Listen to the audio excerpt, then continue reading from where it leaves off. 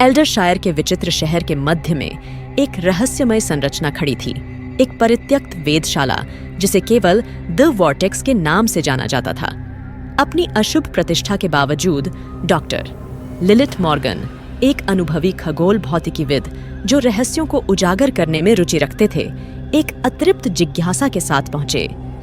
शहरवासी वेधशाला की भयानक रोशनी और रहस्यमय ऊर्जाओं के बारे में दबे स्वर में बात कर रहे थे, लेकिन लिलिथ विचलित नहीं हुआ। अपने उपकरण और दृढ़ भावना के साथ लिलिथ शाम ढलते ही वेधशाला में चली गई और इमारत पर एक अलौकिक चमक बिखेरने लगी। अंदर धूल और सड़न परित्याग की कहानियां बयां कर रही थीं। पुरानी दूरबीनें, तारा मानचित्र और वैज्ञानिक उपकरण अस्त व्यस्त पड़े थे, मानो उनके मालिक अचानक गायब हो गए हों। हवा में भय का माहौल था, लेकिन लिलिथ आगे बढ़ती रही। उसकी टॉर्च अंधेरे के बीच एक रास्ता बनाती रही। उसकी खोज उसे धूल भरे गलीचे के नीचे छिपे एक जाल तक ले गई। जिज्ञासा बढ़ी।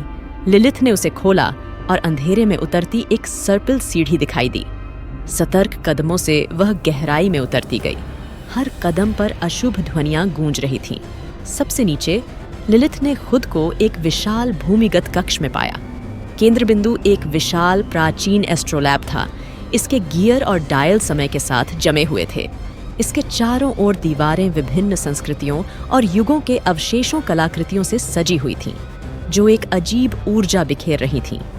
उनमें से एक कुर्सी पर एक छोटा, जटिल नक्काशीदार बक्सा रखा हुआ था, जो जीवन से गूंजता हुआ प्रतीत होता था।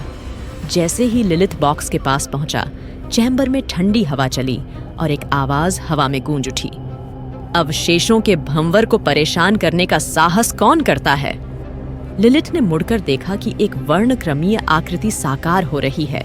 एक लंबी प्रभावशाली आकृति जिसमें चुभती हुई आंखें और वस्त्र हैं जो रात के आकाश की तरह चमक रहे थे। उसका नाम ऑरिन, भंवर का संरक्षक था। मैं डॉक्टर हूँ, लिलिथ मॉर्गन, उसने अपनी आवाज स्थिर रखते हुए उत्तर दिया। मैं इस जगह के रहस्यों को समझना चाहता हूँ। ऑरिन की निगाहें नरम हो गईं। आप बहादुर हैं डॉक्टर मॉर्गन। ये वेधशाला द वॉर्टेक्स जितनी दिखाई देती है उससे कहीं अधिक है।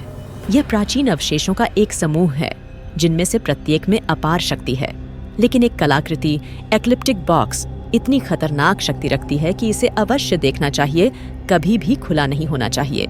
लिलिथ ने ध्यान से सुना जब ऑरिन ने एक्लिप्टिक बॉक्स का इतिहास सुनाया। सदियों पहले इसे एक शक्तिशाली जादूगर द्वारा ज़ालथौर नामक एक दुष्ट इकाई को नियंत्रित करने के लिए बनाया गया था, जो समय और वास्तविकता को अपनी इच्छानुसार मोड़ने में सक्षम थी। ऑरिन को भंवर की सुरक्षा के लिए चुना गया था, यह सुनिश्चित करते हुए कि इकाई कैद रहे। लेकिन सीलें कमजोर हो रही हैं। ऑरिन ने चेतावनी दी, यदि बक्सा खोला जाता है तो ज़ालथौर मुक्त हो जाएगा और अराजकता राज करेगी। लिलिथ को संकल्प की वृद्धि महसूस हुई। इसे रोकने के लिए मुझे क्या करना चाहिए? आपको सीलेन फिर से बनानी होंगी, ऑरिन ने समझाया। 3 कुंजियों की आवश्यकता होती है। प्रत्येक एक अलग तत्व का प्रतिनिधित्व करती है, पृथ्वी, वायु और अग्नि। वे वेधशाला के भीतर छिपे हुए हैं, जो प्राचीन वार्डों द्वारा संरक्षित हैं। दृढ़ निश्चय करके लिलिथ चाबियां ढूंढने के लिए निकल पड़ा। पहली, पृथ्वी की कुंजी वेधशाला के नीचे एक गुफा में छिपी हुई थी, जो पत्थर के गोले द्वारा संरक्षित थी, जो उसके निकट आते ही जीवित हो उठी। अपनी बुद्धि और चपलता का उपयोग करते हुए वह उनके हमलों से बच गई और क्रिस्टलीय संरचनाओं से घिरे एक आसन से चाबी वापस ले आई। दूसरी, हवा की कुंजी वेधशाला के सबसे ऊंचे टावर में छिपी हुई थी, जहां केवल खतरनाक हवा से बहने वाले रास्तों की एक श्रृंखला के माध्यम से पहुंचा जा सकता था।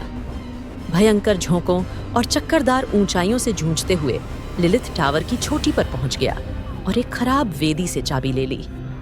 अंतिम कुंजी, आग की कुंजी, वेधशाला की गहराई में एक छिपे हुए गड्ढे में पड़ी थी। लावा प्रवाह और तीव्र गर्मी ने यात्रा को खतरनाक बना दिया, लेकिन लिलिथ का दृढ़ संकल्प कभी नहीं टिका।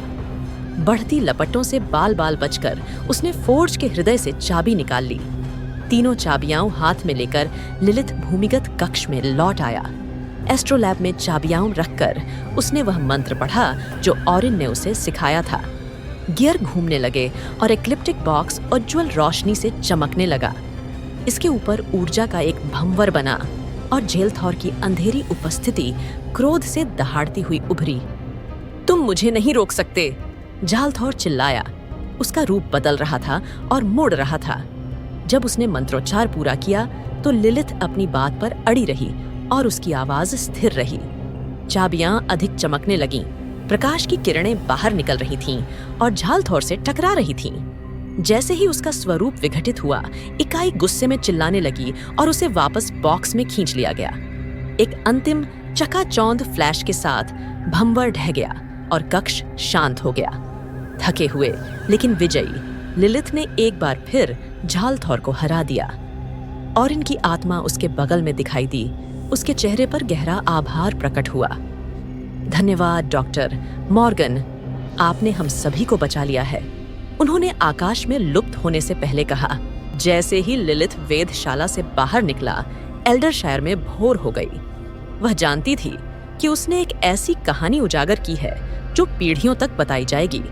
साहस और दृढ़ता की एक कहानी जो साबित करती है कि ज्ञान और दृढ़ संकल्प के प्रकाश से सबसे अंधेरी ताकतों को भी हराया जा सकता है।